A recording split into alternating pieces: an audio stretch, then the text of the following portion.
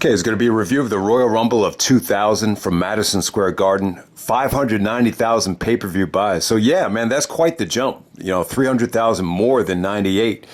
So yeah, obviously at the time WCW wasn't quite as competitive. So I think that's a big reason as to why that buy rate is so high.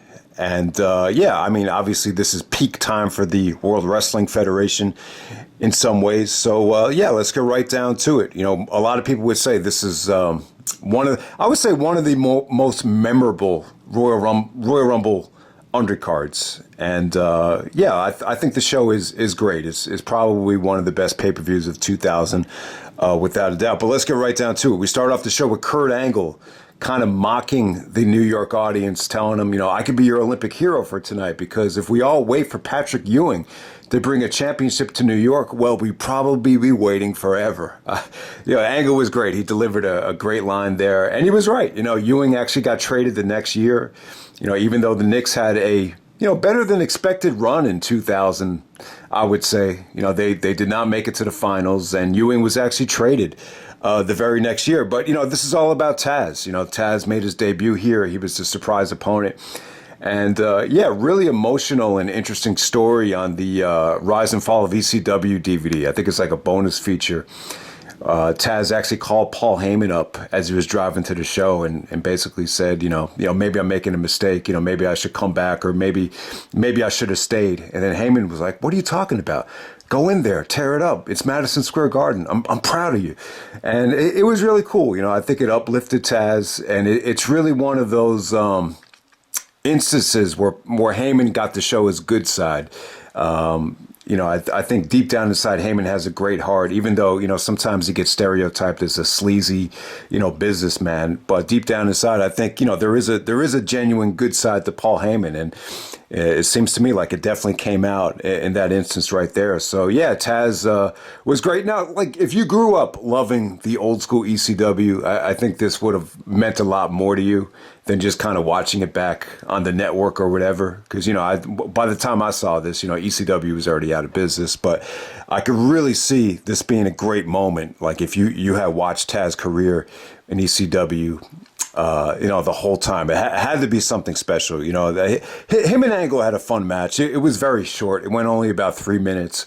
Ultimately, Tazz ended up using the Tazz mission and choking Angle out. Angle was acting like he was unconscious and couldn't breathe because of the choke out. So, it's funny. The EMTs in the back, they were trying to, get Angle to snap out of it. But all he cared about was, am I still undefeated? Am I still undefeated? It was an illegal choke, right? So at the time, Angle was still undefeated, and ultimately they ruled it an illegal submission hold. So even though Tazz does go over, Angle technically does remain undefeated. So yeah, beautiful booking, awesome way to start off the show. Angle at the time was it's funny, like he was so much more hated at that time. It just seemed like the industry just didn't really accept him yet. I think a lot of people still looked at him like as an outsider, like a goody two shoes that, didn't belong in the business. It definitely had that feel to it. So Angle still had a long way to go for gaining a lot of fans' respect. But yeah, I think I thought the whole thing was definitely memorable. I'll definitely say that. From a star rating standpoint, it's only 3 minutes. So, I mean, it's not like you could give it 4 stars or anything like that. But yeah, great way to start off the show. All right, so next up, you got the Hardy Boys taking on the Dudley Boys. The first ever tag team tables match. So to win the match, both guys have to go through 2 different tables. So there's a really awkward Jeff Hardy promo on Terry, who we'll talk about a little bit later before the match is over. He's like, no, Terry, you can't go out there. It's too dangerous.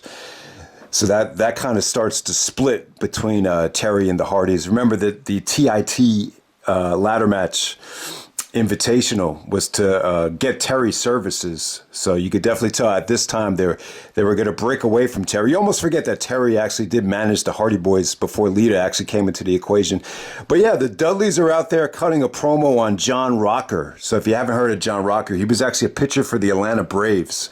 So when they play the Mets in the World Series, this guy, Rocker, would go on these rants about how disgusting and dirty and filthy the New York City fans were. So he got a lot of heat. So the Dudleys brought that up to obviously get heat, but I think it came to everyone's light that the Dudleys are actually from New York, so that was kind of an ironic promo right there. But yeah, I mean the Hardys and Dudleys, it was a little bit short. It's only 10 minutes, but really action packed. Definitely one of the most memorable things the Hardys have ever done. I think what made this match so cool is just the Madison Square Garden setup. Just the way the ramp is set up. The Titantron is right by the fans, and it's not that high up, so you could do high spots off of the the entranceway. So that just came off really cool. Bubba took a nasty bump off of the balcony, and then obviously it's just you pretty much just know it for Jeff Hardy doing the swanton through the table off the top of the Madison Square Garden entrance, and then the Hardys win. It was just a nice feel-good match. But yeah, I wouldn't put this up there with any of the TLC matches. Just a little bit too short, but it is memorable, and it really puts this undercard, in a different realm than I think a lot of the other Royal Rumbles. Okay, so next up, I think you had the Miss Rumble pageant. They had like this bikini contest. With all the divas out there. And yeah, I would not recommend checking this out. This is pretty, Jerry Lawler just being a pervert. You saw Ivory, you saw Luna Vachon just, being hesitant. This is kind of planting the seeds for the Right to Censor version of Ivory. The bright spot here is Terry Runnels. I'll say when Terry Runnels came out there with this dress, whatever you want to call it, the one piece. Yeah, she looked stunning. She looked really hot. Even Jim Ross was, kind of in shock of how good she looked. So at that time, you didn't have Sable. Sable had left the company. Trish didn't come in until WrestleMania. So in late '99, going into 2000, I would definitely say Terry Runnels was definitely the hottest diva that the WWF had at the time. She really pushed sexuality. She was willing to dress really risque. I think this is the best she ever looked. I mean, she looked amazing. The reaction she got was great. I would definitely say Terry's probably my pick for most underrated diva. My favorites would be Trish and Tori Wilson, but I would definitely say Terry's the most underrated. This is probably the highlight of her career, like from a crowd reaction standpoint. But this is what she was good at. She was good at pushing sexuality, and I know she took a little bit of heat in the Plane Ride from Hell documentary, but that's another story. So yeah, and you also had the Cat. The Cat actually came out there with bubble wrap instead of a bathing suit, so that got a lot of attention. But yeah, this is just another one of those things that just ends in a Mae Young fiasco, so I don't really want to get into depth. But yeah, it was memorable because of Terry Runnels. They even put her on the cover of the DVD because she looked so good. So move on from there. Next up, we get a triple threat match for the Undisputed Intercontinental Championship. So at the time, I guess Jericho and Chyna were like dual champions. I believe Jericho actually beat Chyna for the belt at Armageddon, but I can't remember exactly how. But somehow, some way, we got two IC champions here. So yeah, I did remember this is a triple threat. You almost forget that Hardcore Holly is the other guy in the match. You just remember this being a triple threat. Insert the Brooklyn Brawler, insert anyone else in it. You almost forget that Holly was actually in this match right here. Interesting dynamic here. It really was. I would definitely say interesting atmosphere. It was definitely something to see. The match, I wouldn't say the match was good, but yeah, it's another one of those things about this undercard where it's not good, but it's memorable.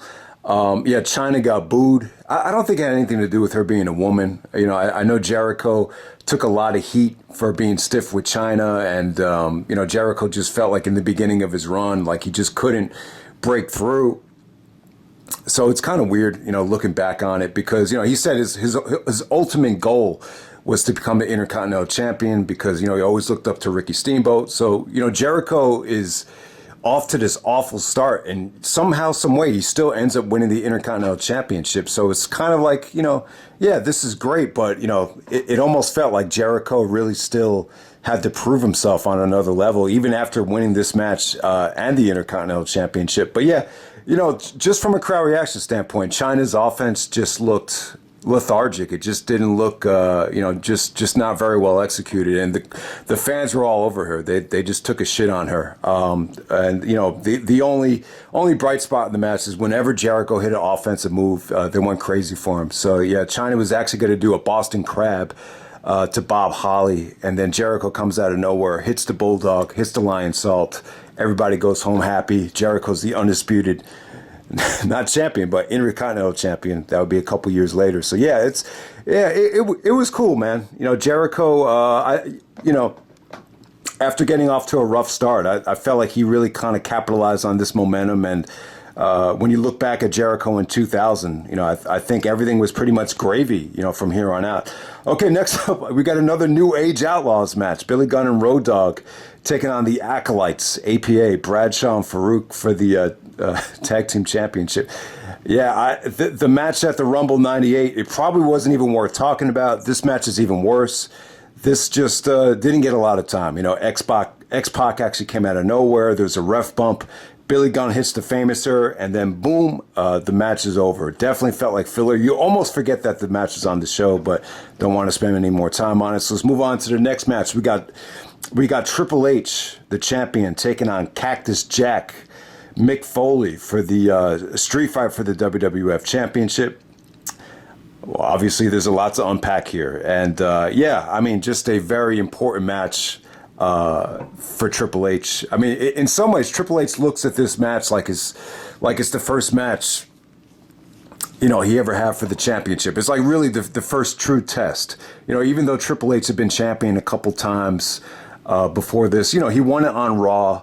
He did main event No Mercy with Stone Cold Steve Austin. But in a lot of ways, like, this is the most pressure I think Triple H had probably faced up to this point. And, this was not the original plan. If you read Mick Foley's book, Vince went up to him and just said, hey, listen, the reaction for Big Show is just not there.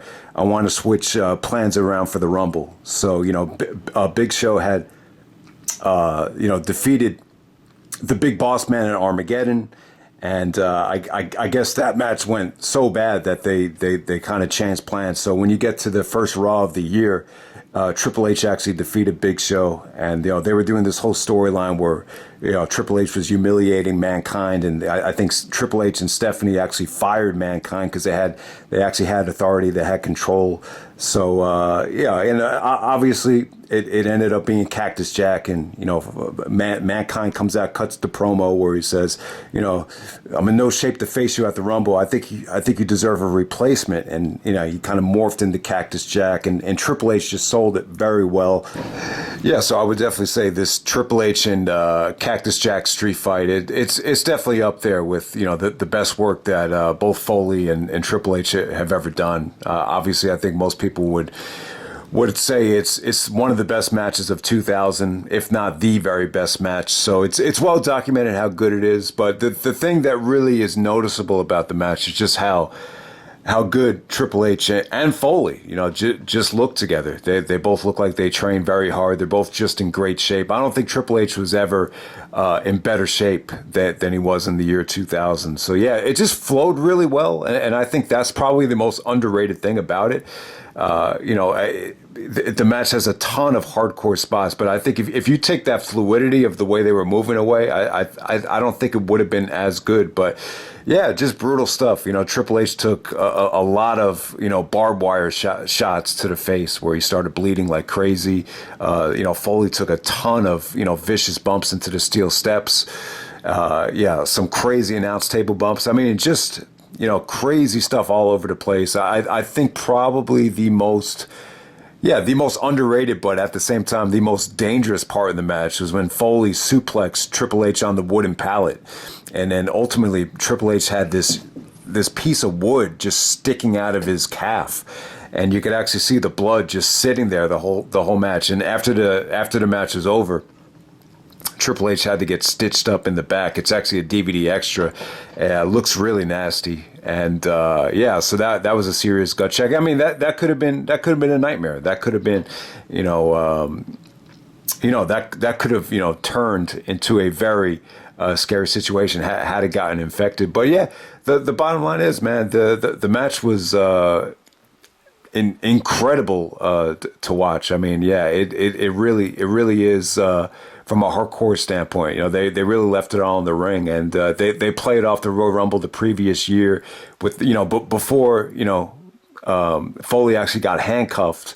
And, you know, he took a couple of nasty shots to the back where the chair actually exploded. But before Triple H delivered the chair right to the skull to splatter the brains, The Rock comes out of nowhere and makes the save, which, you know, makes sense because, you know, The Rock's the one that did that the year before. So it was definitely, you know, it definitely paid homage to the, you know, the history of the Rumble. So I like that. Yeah. And yeah, so someone just came to the, you know, Foley a couple of years in a row, you know, like at the Rumble, like it really kind of became, you know, his event, especially in 99 and 2000. You could definitely argue, you know, back-to-back years, Foley had the match of the year at the Royal Rumble. You almost forget about it. But yeah, I mean, it was just huge for Triple H, man. You know, Stephanie came out towards the end. You know, she was getting really worried about him after the thumbtacks came out into play. But, you know, ultimately Foley ended up taking backdrop, you know, 2 pedigrees, the second pedigree on the thumbtacks. Yeah, I mean, just really satisfying, just really over-delivered. And in some ways, this match and the Hell in a Cell the next month, they were so good that, you know, because of Foley's efforts, he actually found himself into the main event of WrestleMania, probably unintentionally. But at the time, I just think they didn't know what to do with Big Show. I think they realized, you know, that's just a replica of the Survivor Series 1999 main event. So why not just put Foley in the WrestleMania main event? And when you look at it from that standpoint, they probably made the right call, especially if you want to reward Foley for all his hard work. You know, they probably did make the right call. But yeah, that match was really important for Triple H. In some ways, I think it really set the tone for, you know, the best year he ever had in the year of 2000. So let's move on to the Royal Rumble. So Royal Rumble 2000, you know, it really was kind of promoted around, you know, who's going to win this thing, The Rock or the Big Show. This is like one Royal Rumble where I think you could just kind of promote, you know, just 2 guys. You know, you kind of knew it was going to be either guy. The one negative side effect or the one drawback of this Rumble is it's just the supporting cast. Once again, it just felt like a lot of filler. And in some ways, even Jerry Lawler, like on commentary, was just like, "Where's The Rock? Where's The Rock?" And there was even one part in the match where the fans were just chanting, "We want Rocky." And there was even a Rocky, like kind of a Goldberg chant in terms of, you know, going like, "Rocky, Rocky." Like there was just so much anticipation. In some ways, yeah, very similar to 98. In some ways, I feel like there was even more anticipation for The Rock at the time. And it's one of the most fascinating things that's probably ever happened in the business, you know, to see Austin go down and The Rock just kind of step in and fill that void like nothing ever happened. I mean, I'll tell you, Rock was just, this whole school year, everybody was talking about The Rock. It doesn't matter. Know your role, shut your mouth. You couldn't even walk down the hallway without someone doing like a Rock catchphrase. So that's how over The Rock was. My gym teacher, he was trying to make an analogy about steroids. He was like, you don't get big from taking steroids and then watching the Cartoon Network and then you look like The Rock. So like The Rock became like the analogy that everybody used for, you know, someone that was in shape. So yeah, I mean that was, you know, the Rock in 2000 from a financial standpoint, you know, maybe Triple H was the MVP in the ring. But in terms of the success of the company and the money they were making, I think you gotta give most of the credit to The Rock. I mean, come on, 420,000 pay-per-view buys at Fully Loaded against Benoit, 420,000 buys against Triple H at Judgment Day. It's clear that The Rock was the one really, you know, selling these pay-per-views. But, you know, at the same time, I think it was definitely a collective effort more than people think. But yeah, I'm just trying to illustrate how, you know, the Rock's his best and biggest year as a babyface was definitely in 2000 right here. So yeah, what really stood out about the Rumble in the beginning here? Yeah, I'm not a big fan of this Rumble. I would definitely say that, God, the beginning of it just was. I mean, Yeah, if you like to watch Rikishi's ass, then you'll love it. But to me, I'm not a big I'm not a big fan of watching Rikishi dominate the thing for 10 minutes. They actually had the Too Cool reunion with all three guys dancing in front of the crowd, and so that was great from a crowd reaction standpoint. But yeah, it was pretty much just about Rikishi dominating the thing in the beginning. Edge and Jericho did come out. But they really didn't have overly impressive showings. I think at the time Edge and Jericho just had a long ways to go. Jericho was actually eliminated by Chyna, believe it or not. And yeah, I mean the thing pretty much kind of drags until The Rock comes out at number 24. Big Show comes out at number 26. The last four guys ended up being Rock, Big Show, X-Pac, and Kane. And yeah, I would definitely say that was the most engaging part of the match. I think even though this was lacking in star power, Kane coming out, like Kane was treated like a main eventer. Like he's like the one guy that finally, got a decent reaction. He actually comes out, chokeslams Val Venus. Fans are going crazy for Kane. Kane actually does get eliminated by X-Pac from a spinning heel kick. So, there's a lot of history with X-Pac and Kane as tag team partners. And, X-Pac actually stealing Kane's mask with the NWO. So they have a lot of history. So, Big Show actually takes X-Pac, gorilla presses him out of the ring. And then it comes down to Rock and Big Show. And yeah, I mean, the Rumble pretty much, revolved around Rock and Big Show. That was the promo. So the promo The Rock cut before the Rumble is what really stands out. He was kind of mocking Big Show, saying that, the only two guys he's worried about are Headbanger Mosh and Crash Holly. If The Rock could get between, if he could get over those two guys, then maybe, just maybe, The Rock has a chance to win the Royal Rumble. And he's like, well, what about the Big Show? It's not about the Big Show. It's not about the Big Show. So yeah, Rock just, but when it came down to him and Big Show, it was all right. He ended up hitting the people's elbow. Then Big Show countered it into a choke slam. And, looked like Big Show was going to attempt a running power slam to The Rock to eliminate him. And then The Rock actually was able to counter it and dump Big Show over. So, Rock actually does celebrate. He gets his moment. MSG is going crazy. But, it wasn't until the very next night on Raw, and they didn't show the footage here, but when you watch the next night on Raw, you'll see the footage that that on camera, when you watch it back, Rock and Big Show's feet actually hit at the exact same time. But yeah, that's pretty much the way it ended, and Big Show was able to win the number one contender match in No Way Out, and then that pretty much led to the Fatal 4-Way at WrestleMania, which I'm sure a lot of people have mixed feelings on. But yeah, the bottom line, this is the only time The Rock won the Royal Rumble in Madison Square Garden, New York City, and he got his moment. But